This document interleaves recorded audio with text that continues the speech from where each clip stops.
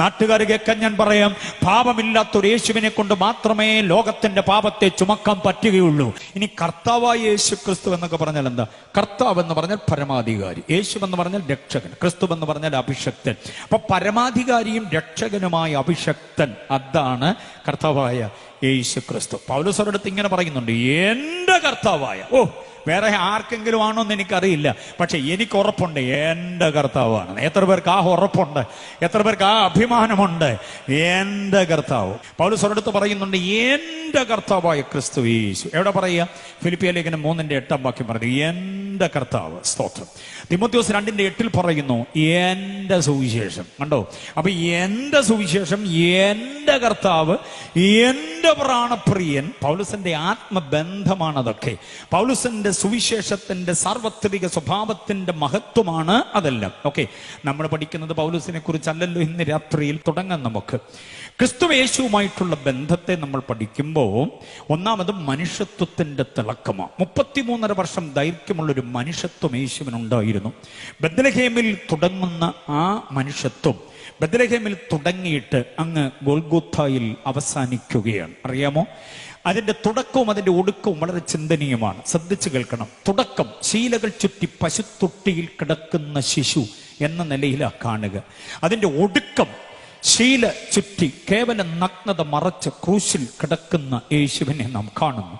ശീല ചുറ്റി പശുത്തൊട്ടിയിൽ കിടക്കുന്ന ശിശു മുതൽ മറ്റൊരു ശീലയുടെ തുണിത്തുണ്ട് ചുറ്റി കേവലമായ നിലയിൽ അങ്ങ് ക്രൂശിൽ കിടക്കുന്ന കർത്താവിനെ നാം കാണുന്നു. അങ്ങേയറ്റം മുതൽ ഇങ്ങേയറ്റം വരെയുള്ള ഈ ഒരു കാലഘട്ടമാണ് യേശുവിന്റെ മനുഷ്യത്വം എന്ന് പറയുന്നത്. പക്ഷേ ആ മനുഷ്യത്വം സാധാരണമായിരുന്നില്ല, അസാധാരണമായിരുന്നു. എന്തുകൊണ്ട്?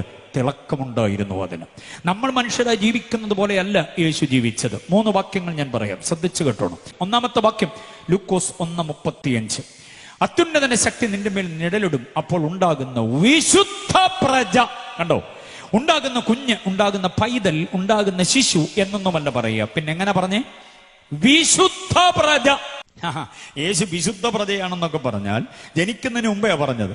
ജനിക്കുന്നതിന് മുമ്പ് വിശുദ്ധ പ്രജ എന്ന് പറഞ്ഞു. ജനിച്ച ശേഷം വിശുദ്ധി കൈവിടാതെ ജീവിച്ചു കാണിച്ചു. അതാണ് അവന്റെ മനുഷ്യത്വത്തിന്റെ തിളക്കം. 33.5 വർഷവും വിശുദ്ധി കൈമോശം വരാതെ ജീവിച്ചു കാണിച്ചൊരു പുണ്യമാണ് യേശു. രണ്ടാമതൊരു വാക്യം കൂടെ തരാം. യോഹന്നാന്റെ സുവിശേഷം 8-ാം അധ്യായം അതിന്റെ 46-ാമത് വാക്യം. യോഹന്നാൻ 8:46 ഇങ്ങനെ പറയുന്നു, നിങ്ങളിൽ ആർക്കെന്നെ പാപത്തെക്കുറിച്ച് ബോധം വരുത്താം. നമ്മുടെ യേശു സധൈര്യം നാട്ടുകാരുടെ മുമ്പിൽ, വീട്ടുകാരുടെ മുമ്പിൽ, കൂട്ടുകാരുടെ മുമ്പിൽ, കൂട്ടായ്മക്കാരുടെ മുമ്പിൽ, നാൽക്കവലകൾ, ഇടവഴികൾ, പെരുവഴികൾ, പട്ടണപ്രാന്തങ്ങൾ, ഗ്രാമവീഥികൾ എല്ലായിടത്തും നിന്നുകൊണ്ട് ചോദിച്ചു ഈ ചോദ്യം, നിങ്ങളിൽ ആർക്കെന്നെ പാപത്തെക്കുറിച്ച് ബോധം വരുത്താം. ഒറ്റ ഒരുത്തനും യേശുവിന്റെ പാപത്തെക്കുറിച്ച് പറയാൻ ഇന്ന് വരെ എഴുന്നേറ്റിട്ടില്ല, നാളെ തൊട്ട് എഴുന്നേക്കത്തുമില്ല. അതാണ് നമ്മൾ പ്രസംഗിക്കുന്ന യേശു. നാട്ടുകാർ കേൾക്കാൻ ഞാൻ പറയാം, പാപമില്ലാത്തൊരു യേശുവിനെ കൊണ്ട് മാത്രമേ ലോകത്തിന്റെ പാപത്തെ ചുമക്കാൻ പറ്റുകയുള്ളൂ. പാപമില്ലാത്തൊരു യേശുവിന് മാത്രമേ തന്റെ പാപമില്ലാത്ത, കുറ്റമില്ലാത്ത, നിർദോഷമായി, നിഷ്കളങ്കമായി, വിലയേറിയതായ ആ രക്തം കൊണ്ട് നമ്മെ കഴുകാൻ പറ്റുകയുള്ളൂ. Praise the Lord. നരബലിയോ മൃഗബലിയോ ഒഴുക്കുന്ന ഏതെങ്കിലും യാഗയോഗങ്ങളുടെ രക്താർപ്പണമൊന്നും ഒരു മനുഷ്യന്റെയും പാപത്തിന് പരിഹാരമല്ല. പാപമില്ലാത്തവൻ ചൊരിഞ്ഞ പുണ്യാഹ രക്തത്തിൽ വിശ്വസിക്കുന്നവനാണ് പാപമോചനമുള്ളത്. ഇനി കേൾക്കണോ? യേശുവിന്റെ മനുഷ്യത്വത്തിന്റെ തിളക്കമുള്ള വേറൊരു വാക്യം യോഹന്നാൻ 19:5-6. യോഹന്നാന്റെ സുവിശേഷം 19:5-6. റോമൻ പ്രൊക്രേറ്റർ ആയിരുന്ന പീലാത്തോസ് അദ്ദേഹത്തിന്റെ പ്രട്ടോറിയത്തിൽ നിന്നുകൊണ്ട് വിളംബരം ചെയ്യുന്ന മഹത്വപൂർണമായ ഒരു പ്രയോഗം യേശുവിനെ കുറിച്ച്. അതിനകത്ത് തിയോളജി, ദൈവശാസ്ത്രത്തിന്റെ ആഴമൊന്നും അദ്ദേഹത്തിന് അന്ന് അറിയുമായിരുന്നില്ല. പക്ഷെ ഇന്നത് പഠിക്കുമ്പോഴാണ് അതിന്റെ ആധികാരികത മനസ്സിലാകുക. 19:5-6 അവിടെ ഇങ്ങനെ പറയുന്നു, ഞാൻ ഇവനിൽ ഒരു കുറ്റവും കാണുന്നില്ല. ഞാൻ ഇവനിൽ ഒരു കുറ്റവും, ആരാ പറയുന്നേ? റോമൻ സാമ്രാജ്യത്തിന്റെ നിയമസംഹിതയുടെ കാവലാൾ വിളിച്ചു പറയുന്നു, ഞാൻ ഇവനിൽ ഒരു കുറ്റവും കാണുന്നില്ല. അന്നാസ്, കയ്യഫാവ്, സന്നദ്ധനി, സംഘം, ഹേരോദാവ്, പീലാത്തോസ്, ക്രൂശിക്ക നാട്ടഹസിച്ച ഒരു പറ്റം ആളുകളുണ്ട് അവിടെ.